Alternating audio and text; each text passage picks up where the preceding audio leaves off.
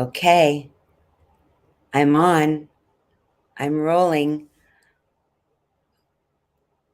All right. Well, we're going to see how it all goes here. Um, if you are tuning in, I'm Sloan Reale, vocal coaching by Sloan. And there was a word used. I was back in my early 20s. I worked for an ad agency up in Sacramento, Clark and Associates. And I remember hearing the word tenacious for the first time. I had no idea what that meant. But this is an example of tenacious. If you have been with me in the recent weeks while I have been trying to figure out this technology piece, this is yet another step, hopefully, in the right direction. I'm on a whole new platform today, StreamYard, where I should be, if I've done this correctly, I should be streaming simultaneously on my business page on Facebook, Vocal Coaching by Sloan, the ladies group. Shout out to my ladies. Find your voice, rock your confidence. And also on YouTube. So this is definitely a first. And if you do come in, I believe I did not get all the way through my instructions. If you do come in, I'd love you in the chat. I would love feedback. Even if you're watching the replay of these recordings, give me feedback. How's the sound? How's the video? Are there delays? Content? I love to hear what you would like to hear on content. I have content for days. So we'll see how all of that goes. But if you come in, I believe you have to give StreamYard permission in order to get into the chat, which is where I would love to see you. So come on in. Anyway, new day. We meet here every Wednesday live at 2 p.m. Pacific. I am teaching, sharing, giving based on what I'm seeing with my clients, what's going on with my voice clients. And I'm bringing to you suggestions, quick fixes, tips. Not everything is a quick fix around our voice, but I am here to offer my expertise and see if I might be able to be of service. So just a couple of things. Today, we're going to be talking about how nervous is normal and some things that you can do about it. But before I do that, I have to give a shout out to, first of all, last night was so fun. If there are any itty bitty authors coming in today, that was wonderful. Shout out to Susie Pruden. Thank you so much for inviting me and to meet some of my co-authors. I'm still writing my itty bitty book, but that was a wonderful time with almost about a dozen gals, all about the voice, what I've been sharing in the group, Find Your Voice, Rock Your Confidence. And a lot of different things came up in that group. Some of the comments were, I'm so focused on the content and what I'm wanting to share that I forget about how I'm delivering it, the tone of my voice, the speed. There are all these other variables involved. So that was awesome. I loved the one, there was a request. Someone, I'm not sure what her book is, but feels very serious, has a lot of earth, very grounded. And the question was how to get out of that serious, grounded earth state, how to make the presentation, the podcast, the interview, give it a little more pizzazz. My quick fix tip in that moment, my suggestion, if you are one of these that are like this all the time, very serious, grounded, got to keep that game face on all the time. One simple thing you can do to spice that up and turn it around is add more fire, add more spice, add more energy, add some passion to what it is that you're presenting. And it doesn't have to be the whole thing, but I love scripts. Okay, scripts, if you are an author, a speaker, a presenter, if you're getting in front of people, you really should have things printed out. I like printed, I like pen, where you can go in and make notes and highlight what are those points in your presentation that you really want to get people's attention, that you want them, golly, this is showing up as a test right now. I hope I'm live. It says that I'm live. Anyway, we're going to find out. So using the printed word when you're preparing for a presentation is still a very valuable skill. In the singing portion of what I do, we call it working your lyrics. That's where you are putting a little hash mark where you need to take a breath before you go into a long phrase. That is circling something and highlighting something that you really want to make a point. This is a place where you get excited, give some extra energy, some extra fire. So simple things like that. It was a great, great talk last night. Great share. I also wanted to welcome, oh my goodness, we had a slew of new members come into the Facebook Find Your Voice, Rock Your Confidence. I took a picture of all your names because I don't want to miss anybody. I love this group. And a couple of those new people, I believe, Janie Becker, Pam Hoffman, welcome. I think that you were in the Itty Bitty Author. These are Itty Bitty book authors. Jill Painter, oh my gosh. Girl, when you see this, and if you're seeing this on the replay, replays are just as great as, well, I would prefer you all be here with me in person now, but the replay will be just as great. Jill, it is so great to reconnect with you. Jill and I, oh my goodness, we worked for Tri-County Realtors up in Sacramento, I believe. She was, I think you were office. I can't remember if we were both agents. Anyway, that was a really fun time. And it's so fun to reconnect with you here. Sophie Foote, my neighbor, bless you, darling. Love her. She's got a couple of school-age kids and working for a company, new job. Congratulations. I'm really glad to see you here. And then Carrie Sassola, I hope I'm saying that right, and Nancy Shoby. Welcome, ladies, to Find Your Voice, Rock Your Confidence. Fun stuff coming. I've got some great new things. I'm not going to be sharing that here because there's going to be a lot coming at you in the next week or so. So welcome to everybody, but lots of gifts and free stuff and some goods and the live course. I am going to give you something right now. If you do not have your pen, paper, something to make a note on, please write this down for me. The dates are Monday, October 17th, 18th, and 19th. I'm going to be here on all of these platforms from 11 to 12 is my live event. There is somebody here. So whatever eyeball is there, I believe you have to give StreamYard permission to allow you to come in. So, I've got 2 eyeballs. I'm getting so excited. Where there should be a space somewhere in your screen around StreamYard, just give them permission so you can come in and I can see who's jumping on in. I'm so glad you're here. So save these dates. This is the highlight of my online, all this online stuff is all new, but this event, it's a Monday, Tuesday, Wednesday, October 17th, 18th, 19th. It's 11 a.m. to 12 noon Pacific. So I tried, I've got, all over California, all the way out to the other coast. So I tried to take into consideration picking up kids after school. You might be working, class, whatever's going on. Mark those days, save them in your calendar. More on that coming. Let's get to our subject for today. Nervousness being normal and what we can do about it. So quick story. Some of you, if you've been online, you caught the Lemon Festival as an annual event. I get the privilege to manage the stage and all the talent going up and down, just that things, stay on task and their paycheck and lots of love and they go. So one of my clients, one of the opportunities you get if you are a singing client in Santa Barbara area, when this festival rolls around every year, you get to make an appearance. And for I think just about every performer this last Saturday, it was their first festival performance ever. So you think about this for a second. And fear, oh gosh, we've got all kinds of fun stuff on fear. But right now, you go from working with me one-on-one, in this case, and then from that one-on-one, I put you all together in a group. This is for the singers in Santa Barbara who aren't necessarily professional artists yet. That may not even be in their future. They're just doing this for fun as a hobby.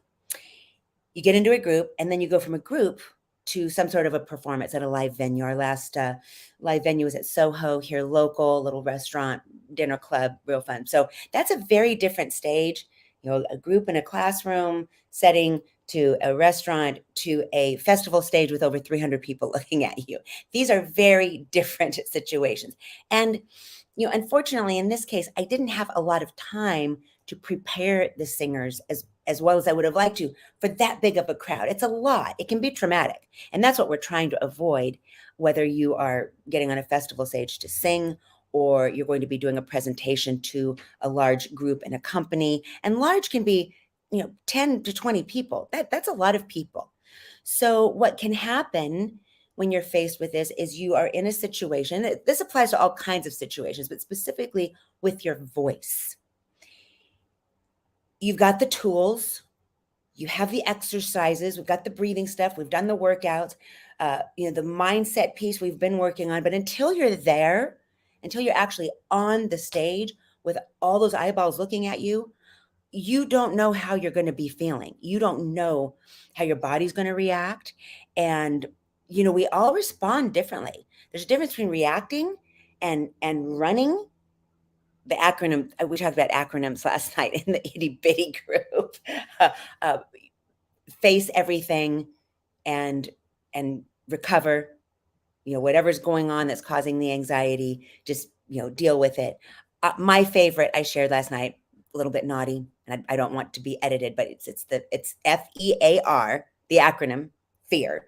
And that F everything and run. I'm out of here, which is what we're trying to prevent from happening when you're in a situation, on a stage, in a room, in a situation where you're having to communicate. There was another fun one I don't have the picture here, but we took that situation. Let me back up a second. Speaking to you, anything you're using your voice for, if you're speaking with people, if you're doing presentations, if you are a singer and artist, a lot of people coming in wanting to rekindle their emerging artist songwriting stuff, that still exists too. But when you're faced in that instant, your body will go into fight or flight. So reacting is fleeing. There's a lion chasing me. This is old stuff downloaded in our body just as being humans, Homo sapiens, going way back, caveman days. If that gets into the body and we don't have a way to reverse that or a tool to deal with that, it could be a potential mess. So we had a situation. Young woman got on the stage, and this is what happened is she started to go into that fight or flight. And what I was able to do in that instant, which, it could have gone either way. But what I was able to do, these are the things you can do when you're nervous. First of all, nervous is normal. What we want to do is respond with tools. Want to take a breath? I was going to ask you if you want to take a guess what the first thing is that you can do to recover is to take a breath. That's the first thing that you can do. So stayed up there, kept the band playing, total professional. That's the other thing. You're not working with a backing track either. These festivals or live performances, we're working with real musicians in real time. So they did awesome. Shout out to the band last weekend. Continued to play. And all I did was get this young woman back to a state in her body that she recognized. I just kind of got behind her, put my hands on her shoulders, talked her down, back into the breath, back into the solar plexus, right? We get nervous. We disconnect from all of that. Everything slips up into the throat. Now we're speaking up here because we're nervous and we don't know how to get back out of that. So breath, calm, body scan, right? Now, granted, in that situation, there were a lot of people watching. So that in itself was very uncomfortable. But within, it was really just moments. It doesn't take very long.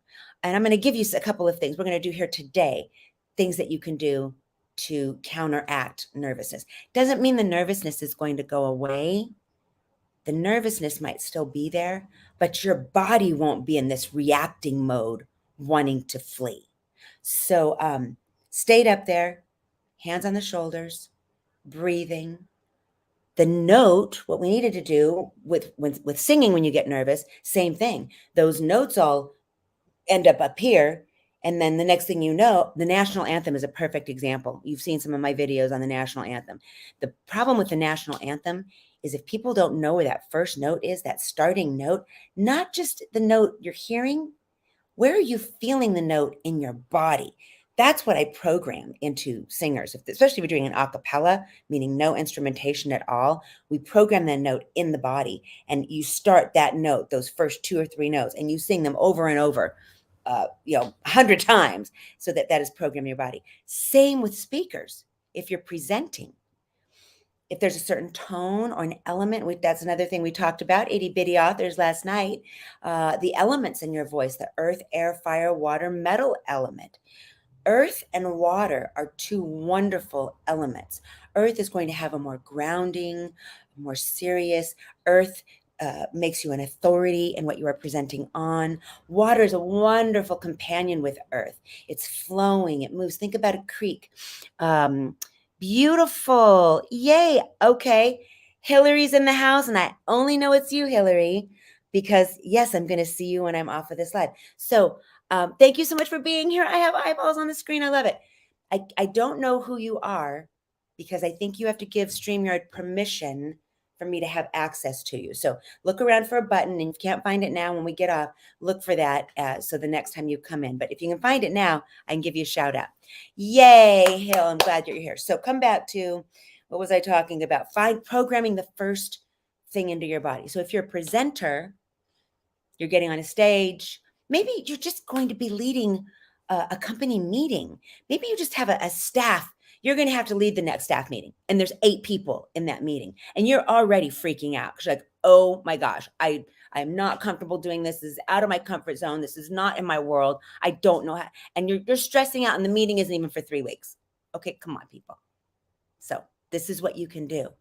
Simple things. First of all, we want to identify, so our head makes stuff up, right? So I like the example of the staff meeting because it is just that. It's a staff meeting. And are people going to be looking at you?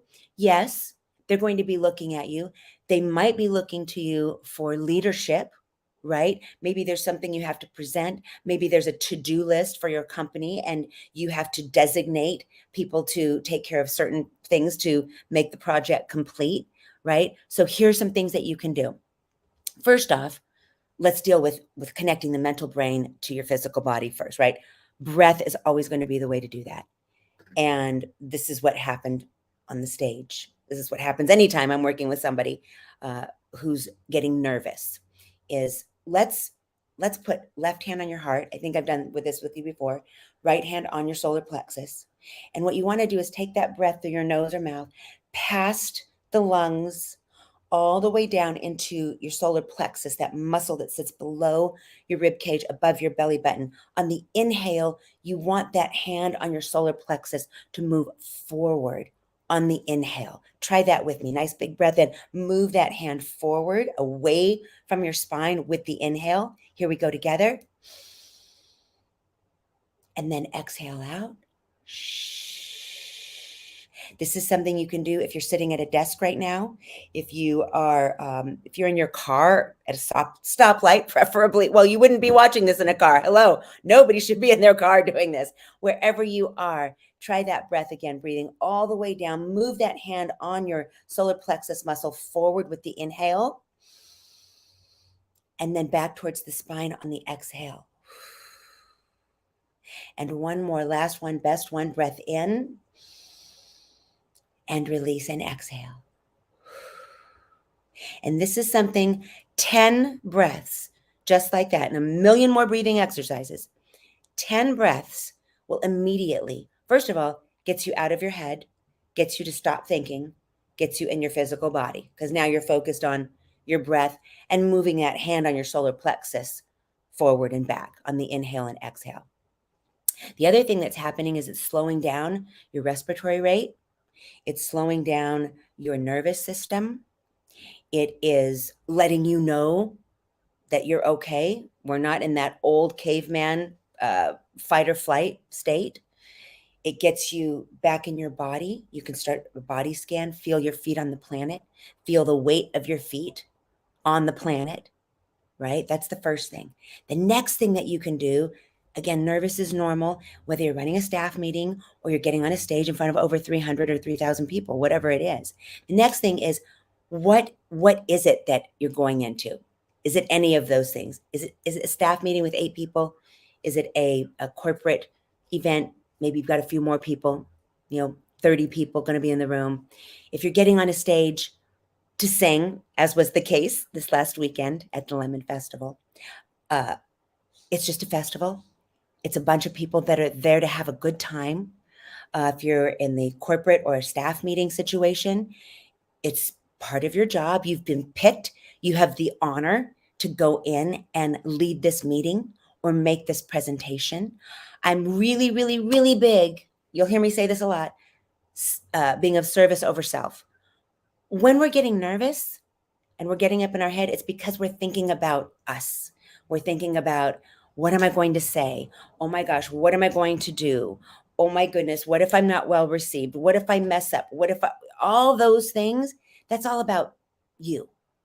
And if you keep it about who you're presenting to, if it's a staff meeting, oh my goodness, you have the privilege. You get to take charge. You've got the to-do list there. You've got the names. You're the coordinator. Go be of service to your staff. If it's a corporate event, meeting, presentation, something you're doing, again, it's not really about you. It's about whoever you're presenting to, right? As soon as we make that shift, the festival this weekend, it was about all those people out there that were there to have a good time.